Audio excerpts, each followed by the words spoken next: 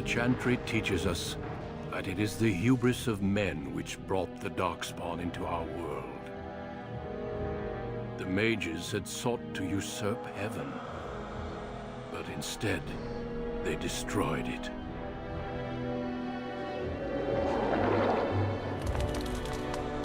They were cast out, twisted and cursed by their own corruption.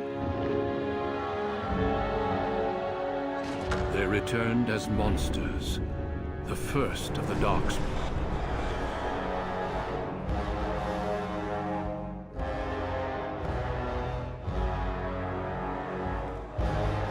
They became a blight upon the lands, unstoppable and relentless. The Dwarven kingdoms were the first to fall, and from the deep roads, the Darkspawn drove at us again and again, until finally we neared annihilation.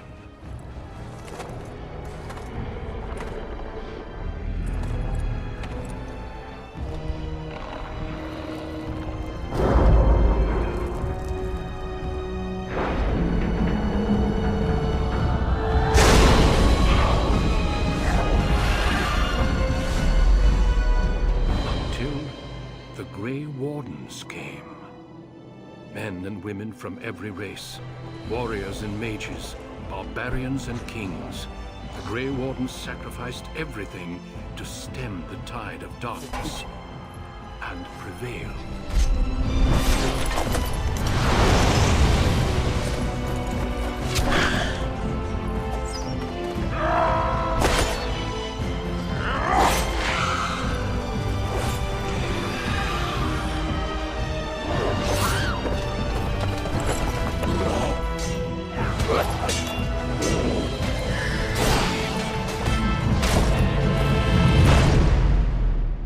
It has been 4 centuries since that victory, and we have kept our vigil. We have watched and waited for the Darkspawn to return. But those who once called us heroes have forgotten. We are few now, and our warnings have been ignored for too long.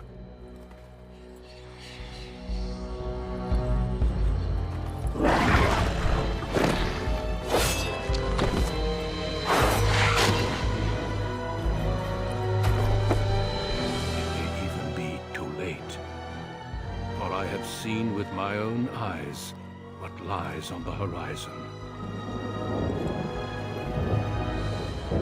Maker, help us all.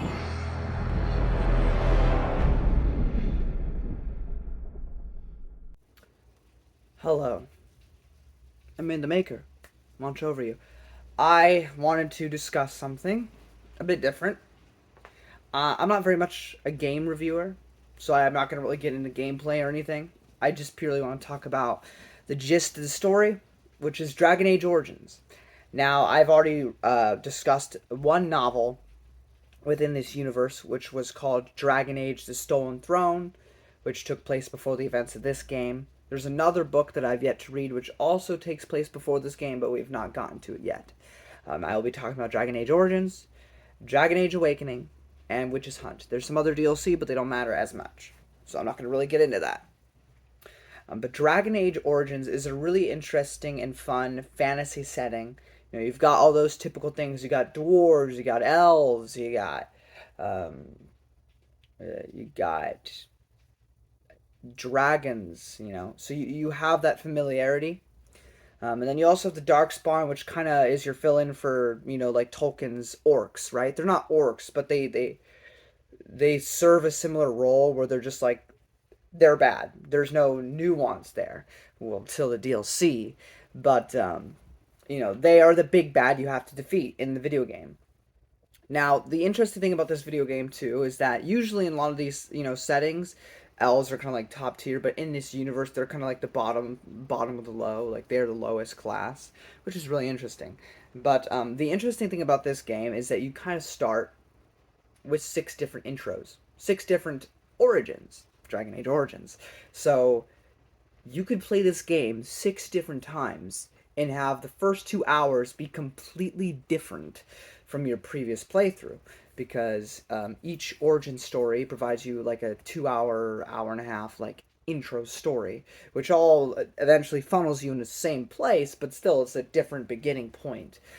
Also, the way it works, I think, is that all of those origins are technically canon, except only the origin that you pick are you successful in escaping alive, because the difference is that guy you saw in the beginning of my intro video, Duncan, saves you, whereas in the other intros, if you didn't play as those, then they didn't make it out of it, is really the only difference. But yeah, as the intro of my video shows, there are these Grey Wardens, they fight the Darkspawn.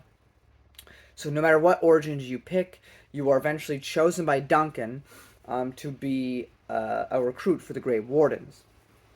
So you go to Ostagar, which is where they're going to have their final stand against the Darkspawn. And you meet the king and everything. It's all high fantasy. It's all, or not high fantasy, but it's all like fantasy and cool and all that.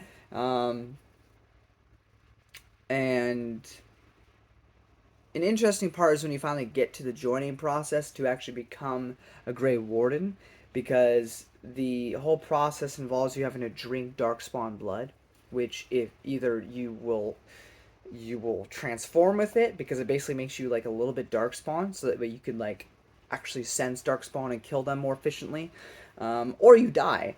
So, but they don't tell you that until you take the freaking thing. So, some people end up dying because they refuse to go through with it. And it's just an interesting scene. But anyway, you finally go to this battle. But there's this man named Teyrn Loghain, who's the main character in the Stolen Throne novel that I read. And he leaves King Cailan, who is the king, to his fate. And everybody at Ostagar, except for you and Alistair, another Grey Warden, perish. Now, there are these ancient accords, or like ancient treaties, that the Grey Wardens have with places all over Ferelden, where they must join with you, to fight against the Blight, if you call upon them as a Grey Warden. Now, Teyrn Loghain is now in control of Ferelden at the moment. He's like not king, but he's like filling in till they get a new king. And meanwhile, as the intro kind of showed, there is this archdemon. There is this blight coming upon the world, and they have to stop it. That's like your main goal, is to stop the blight. But you need the help of these other places to help, accomplish your goal.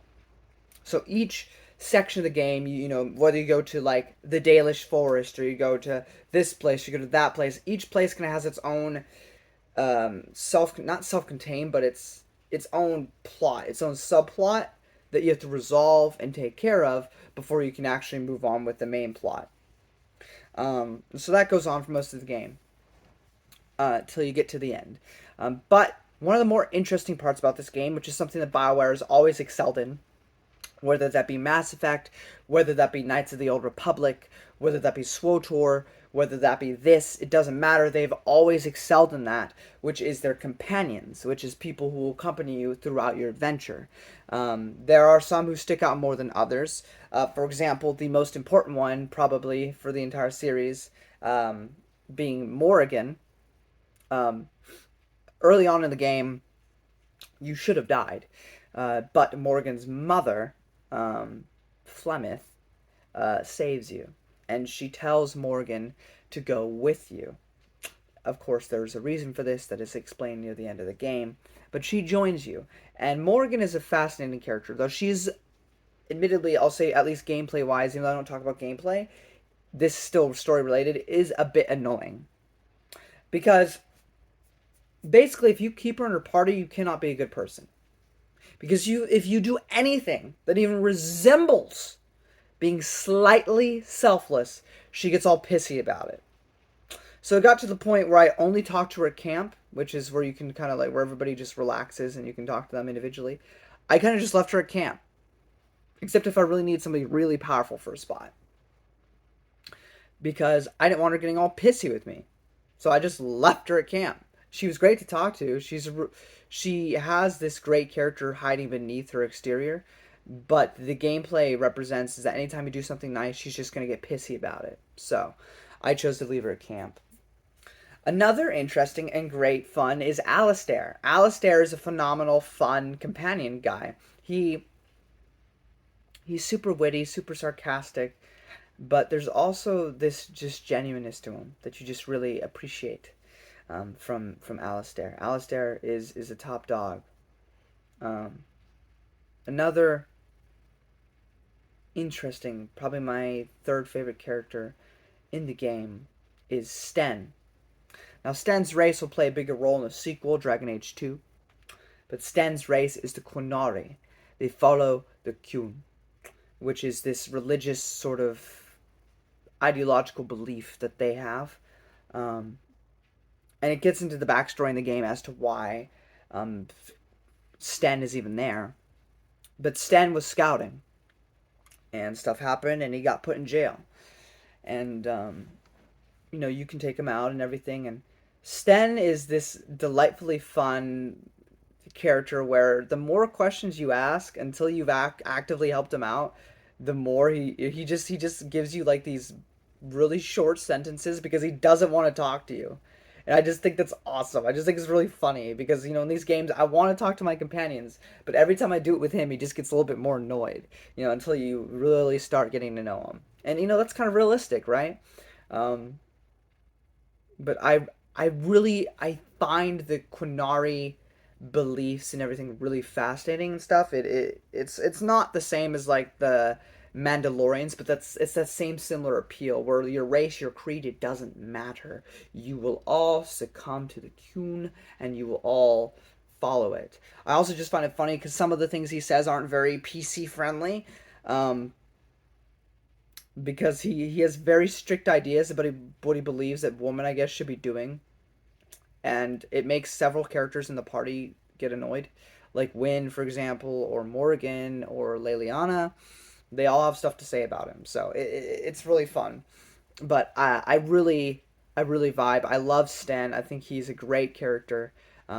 He says enough without saying too much, and it just makes me more fascinated to see more of his people in the sequel, even though it's probably going to be more of an antagonistic nature.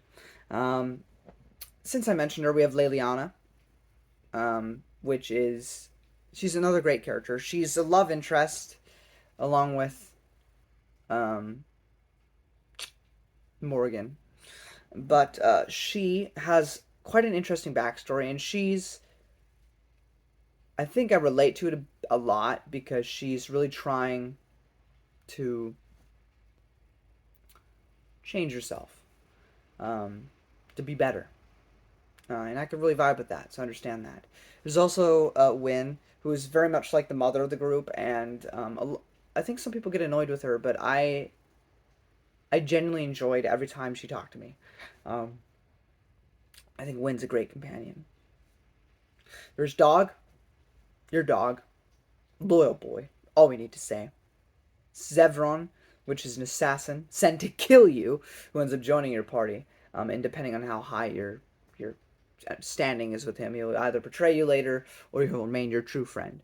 But that's great as well. Um, there's some DLC companions too. Ulgrin is a dwarf who likes to drink, and that's pretty much all you get from him in the base game. But anyway, you defeat the Blight, you destroy the darkness, and you succeed. And everything is peachy dory up until Dragon Age Awakenings, because now the Darkspawn are intelligent. They're talking. What's going on? You get a bunch of new companions in this game. You are now the Grey Warden Commander, right? And in this, you get a whole bunch of new companions. Two of them which matter very much for the next game, which is Justice, which is this spirit of justice, and Anders, this apostate mage who you conscript into the Grey Wardens. And Anders is really like, I guess, a lot like Alistair in his sarcasticness and funniness, but he's not as likable, but that's on purpose. And justice is a very strict and rigid idea of what is justice. There's other characters too. Nathaniel Howe is a child of somebody you are antagonistic toward in the base game, and he is a really interesting arc as well. There's an elf girl. She's fine. There is a dwarf girl. She's fine. Um,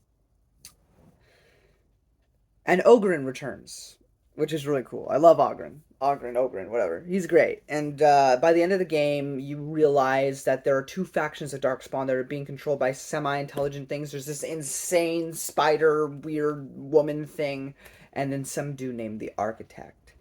He's trying to put Grey Warden blood, Grey Wardens that are already dead, into the Darkspawn to maybe make them have a choice because they always feel compelled to go for the blight whenever a new archdemon comes, but he wants to stop that. So it's a fascinating little dilemma. But my Grey Warden fell in love with Morgan, so I always kept my ring on during that DLC. Um, but a lot of decisions were made that kind of made me feel tired of being Grey Warden. Honestly, if I was role playing it, I was feeling tired of it. So we get to the Witch Hunt DLC, still wearing my ring, and we go on a quest to find Morgan, and it's not that interesting. It's only like an hour and a half long, if that. Um, but you find Morgan, and for role playing reasons and for out of universe reasons, I know that Morgan. Or that my Grey Warden it hasn't shown up in any other game because he's mute, and I don't think he's ever going to.